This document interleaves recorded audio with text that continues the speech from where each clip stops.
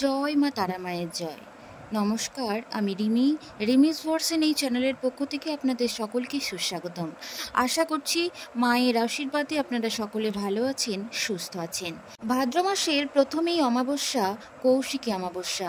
আজকের পর্বটিতে আমরা জানব এই কৌশিকী অমাবস্যার পূর্ণাঙ্গ সময়সূচি, অমাবস্যা তিথি কখন লাগছে এবং কখন ছাড়ছে, এই কৌশিকী অমাবস্যা কি, এই কৌশিকী অমাবস্যার মাহাত্ম্যই বা কী, এই সমস্ত কিছু নিয়ে জানবো আজকের পর্বটিতে। দর্শক বন্ধুরা, পর্বটিতে জুড়ে থাকার অনুরোধ রইল। মা কালীর আরাধনা সর্বজন বিদিত। হিন্দু ধর্মের বিভিন্ন তিথিতে দেবীর বিভিন্ন রূপের পূজা করা হয়। ঠিক তেমনি ভাদ্র মাসের শুরুতে যে অমাবস্যা, সেই অমাবস্যা কৌশিকী অমাবস্যা নামে পরিচিত। এই পুজোর সঙ্গে জড়িত রয়েছে নানা পৌরাণিক কাহিনী।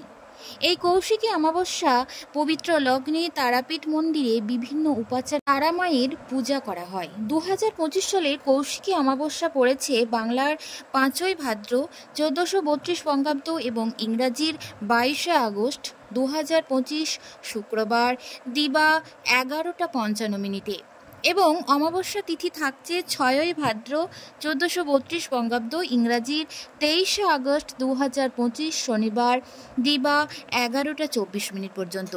বাংলা পঞ্জিকা অনুযায়ী 6ই ভাদ্র 1432 বঙ্গাব্দ এবং ইংরাজির 23শে আগস্ট 2025 শনিবার ওই দিন কৌশিকী অমাবস্যা পালন করা হবে। ওই দিন সূর্যোদয় হবে 5:18 এবং সূর্যাস্ত 6:02। মঘা নক্ষত্র থাকছে রাত্রি 1:47 এবং পরিগ যোগ রয়েছে দিবা 3:18।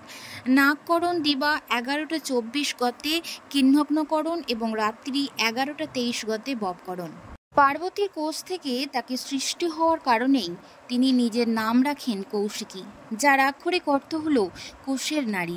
অশুভ শক্তি বিনাশের তিথি হলো এই কৌশিকী অমাবস্যা। ভগবান ব্রহ্মার বর প্রাপ্তির পর শুম্ভ নিশুম্ভের অত্যাচারের মাত্রা বেড়ে যায়।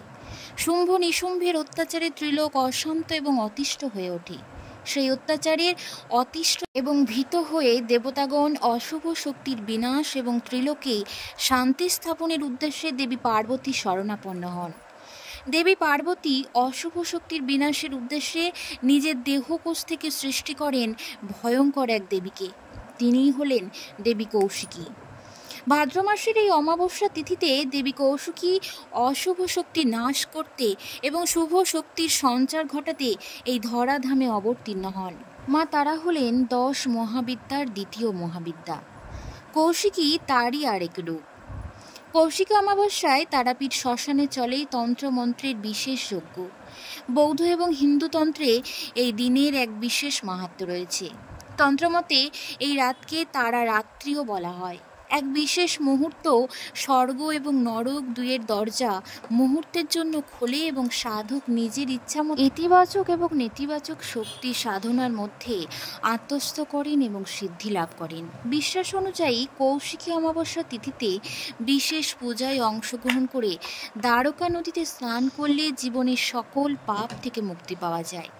এদিন সঠিক উপায়ে তন্ত্রক্রিয়া সম্পন্ন যদি কেউ করে তাহলে তার জীবনে সকল বাধা বিপত্তি দূর হয়। তাই ভক্তরা প্রতি বছর মায়ের টানে ছুটে যান বীরভূমের তারাপীঠ মন্দিরে।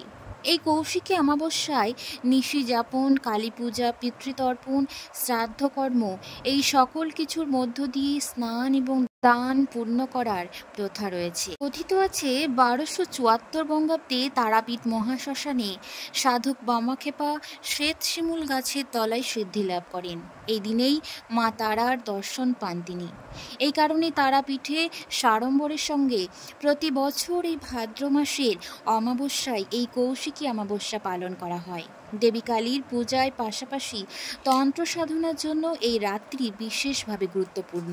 এবছর অমাবস্যা নিশি পালন করতে হবে 5ই ভাদ্র 1432 বঙ্গাব্দ এবং ইংরাজির 22শে আগস্ট 2025 শুক্রবার।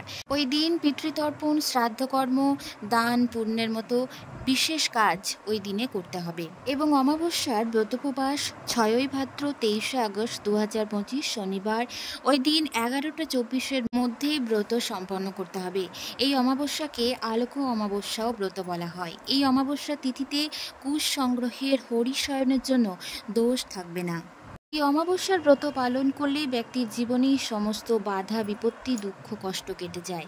আবার প্রচলিত বিশ্বাস অনুযায়ী এই দিন মা তারার দ্বারে এসে প্রার্থনা করলে দেবী ভক্তের সকল মনস্কামনা পূর্ণ হয়। সব বন্ধুরা, পর্বটি আজ এই পর্যন্ত ছিল। সকলে ভালো থাকুন।